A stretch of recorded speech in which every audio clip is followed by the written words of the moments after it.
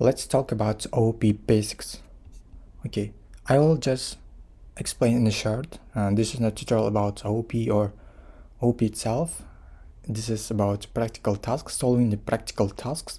So let me just explain in short. OOP stands for Object-Oriented Programming, as a programming paradigm that allows using object-oriented analysis and design to model software design around objects rather than logic or functions. And we have a class and its instance. So the class can be building dog, computer, or animal. And instance is the name of this. Like, let's see, name of the dog, your computer. It can be Mac, it can be Windows, it can be Linux. And building Empire State or Burj Khalifa, like this. And then what here? We have an abstraction, we have an encapsulation, and we have a polymorphism. Okay, abstraction in short is process of removing or generalizing physical, spatial and temporal details or attributes in a study of objects or systems to focus attention on details of greater importance.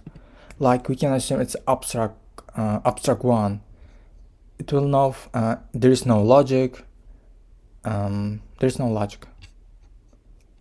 encapsulation, it's refers to the bundling of data with methods that operate on data or restricting the direct access to some of an object's components.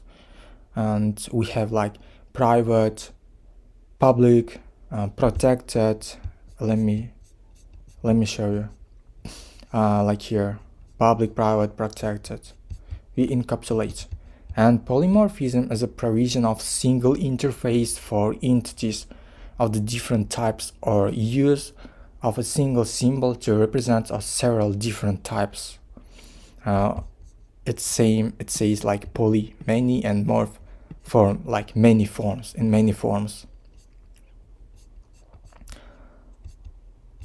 And we have also inheritance.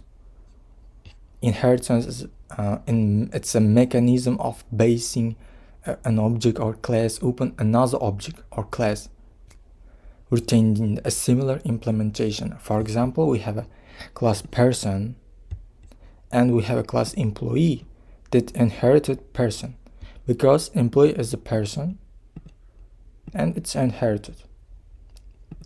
Like as an example here, let's assume we have an animal, and dog is an animal.